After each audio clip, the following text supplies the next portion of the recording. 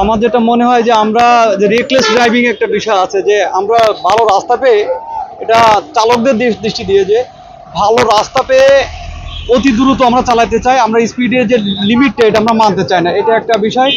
আর আমার মনে হয় যে পুলিশ পেট্রোলিংটা বা দেখভালটা আরও একটু দরকার, যে যে করছে, তার লিমিট ব্রেক করছে, তাদেরকে শাস্তির আওতায় নিয়ে আসা, তাদেরকে আইনের আওতায় নিয়ে আসা, এরকমভাবে মনিটরিংটা বাড়ানো দরকার। প্লাস আমাদের যারা আমরা ড্রাইভ করি আমাদেরও যথেষ্ট সচেতনতা দরকার আছে বলে আমি মনে করি। অদক্ষ, অল্প বয়সী কিংবা যদি কোনো ড্রাগস নেওয়া থাকে, এই জাতীয় কেউ যাতে না চালায়, যেন ড্রাইভে না বসতে পারে, এটা আমাদের দেখা উচিত। সে ড্রাইভার গুলো এবং যে সুপারভাইজার গুলো আপনার থাকে গাড়িতে, এরা আসলে প্রশিক্ষিত না হওয়ার কারণে অ্যাক্সিডেন্ট গুলো আরো বেশি হয়। এক্সপ্রেসওয়েতে মূলত ড্রাইভার এবং সুপারভাইজার হেল্পার এরা প্রশিক্ষিত না হওয়ার কারণে অ্যাক্সিডেন্ট গুলো আরো বেশি হয়, সতর্কতা অবলম্বন করে না। এবং আমরা যারা মানুষ আছি, গাড়িতে থাকি, আমাদেরও উচিত অনেক সময় যদি ড্রাইভার বা হেল্পার লিমিট ক্রস করে, স্পিড লিমিট কিংবা বেপরোয়া চালায়, আমাদেরকেও সতর্ক করা উচিত বা সচেতন করা উচিত। আসলে আমি যতটা মনে করি সড়ক দুর্ঘটনা হওয়ার কিছু মাধ্যম আছে। প্রধান মাধ্যম হলো যে অনেক ক্ষেত্রে ড্রাইভার যারা নিয়ম আছে একটা গাড়ির, ওইটা মানে না, অতিরিক্ত গাড়ি রাফ চালায় পরিবহনগুলায়, এর জন্য বিশেষ করে এইগুলো সড়ক দুর্ঘটনা বেশি ঘটে। ট্রাফিকের কিছু হাবলাতি আছে, এর জন্য কিছু ঘটে।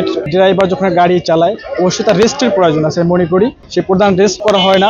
মাঠের অলরাউন্ডার আমি, আর ঘরের all rounder Tylox. Tylox toilet cleaner, clean মানেই টাইলক্স। এখানে হচ্ছে এক একটা বাস কোম্পানির মানে এক একটা এখন প্রতিযোগিতা লাগছে, রাস্তায় অতিরিক্ত গাড়ি হয়েছে পদ্মা সেতু হওয়ার কারণে।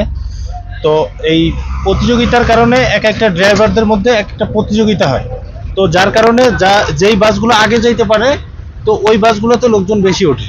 তো যার কারণে এখন নিরুপায় হয়ে এক একটা ড্রাইভার নিরুপায় হয়ে অনেক সময় ঘুমের কারণে সারা রাত গাড়ি চালায়।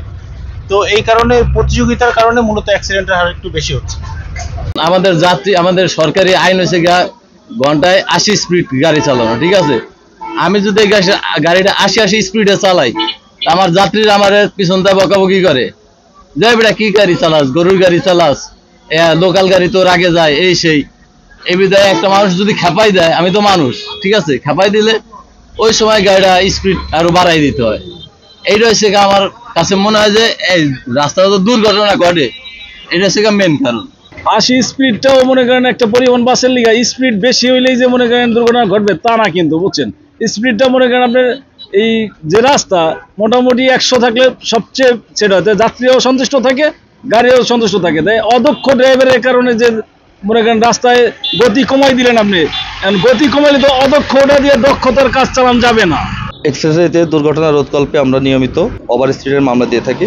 চালক, মোটর শ্রমিকের সাথে যারা জড়িত এই শ্রেণীর লোকদের আমরা বিভিন্ন সময় বিভিন্ন সভা সমাবেশের মাধ্যমে বিভিন্ন রকম প্রোগ্রাম করে থাকি, যাতে তারা যখন রাস্তায় চলাচল করে তাদের নির্বিঘ্নে গাড়ি চালাতে পারে এবং আইন মেনে গাড়ি চালায়। এভারেজে আমাদের এখানে 300+ মামলা হয়। আমার কাছে মনে হয় সচেতনতার অভাব। যদি আরেকটু সচেতন হতো চালকরা কিংবা যারা যাত্রী সাধারণ আছে, তাহলে দুর্ঘটনা এড়ানো সম্ভব হতো।